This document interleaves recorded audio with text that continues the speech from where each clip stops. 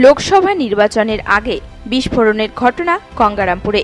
বাড়ির পাশে খেলতে গিয়ে বিস্ফোরণে গুরুতর আহত 3 শিশু। গঙ্গারামপুর থানার বাসুরিয়া গোটাহার এলাকার ঘটনা। কিভাবে ঘটল বিস্ফোরণ তা নিয়ে দেখা দিয়েছে ধোঁয়াশা। বোমা নাকি ব্যাটারি ফেটে এমন বিস্ফোরণ, তার তদন্ত শুরু করেছে গঙ্গারামপুর থানার পুলিশ। এদিকে গুরুতর আহত অবস্থায় গঙ্গারামপুর সুপার স্পেশালিটি হাসপাতালে চিকিৎসাধীন 2 শিশু। অপর এক শিশুর শারীরিক অবস্থার অবনতি হওয়ায় তাকে মালদা মেডিকেল কলেজ ও হাসপাতালে স্থানান্তরিত করা হয়। স্থানীয় সূত্রে খবর, এদিন বিকেলে বাড়ির পাশে খেলা করছিল ওই 3 শিশু। সেই সময় ব্যাটারি জাতীয় কিছু কুড়িয়ে পায় তারা।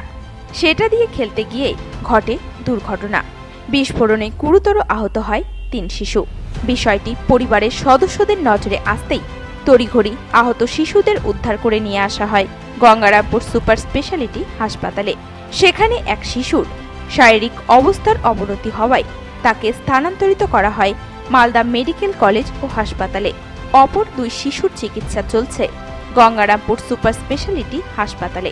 এদিকে এমন ঘটনা চাউর হতেই ব্যাপক চাঞ্চল্য ছড়িয়েছে গোটাহার এলাকায়। কিভাবে ঘটল বিস্ফোরণ তা নিয়ে দেখা দিয়েছে ধোঁয়াশা।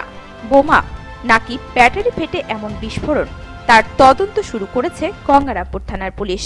এই বিষয়ে আহত 2 শিশুর মা সোমা দত্ত জানান, ছিলাম বাড়িতে, ওরা খেলছিল, এতটুকু একটা ব্যাটারির মতো না কি, ওরাও সঠিক বাচ্চা মানুষ যা পাইছে খেলা নিয়ে আসে, ওরা আবার রাস্তায় ফেলে দিচ্ছে। তখন একটা টোটো বুঝে চলে গেছে, ওরা তো বলছে টোটো গেছে। যাওয়ার পর এমন শব্দ, ওরা তো একদম রক্তাক্ত হয়ে আছে।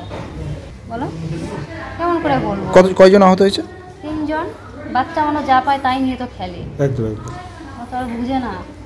আরেকটা যে বাচ্চা ছিল ওর কি অবস্থা? ওর চোখে লেগেছে, এখান থেকে মালদা রেফার করলো, মালদা হলো না কলকাতা। গঙ্গারামপুর থেকে বিশেষ প্রতিবেদন, নিউজ টুডে।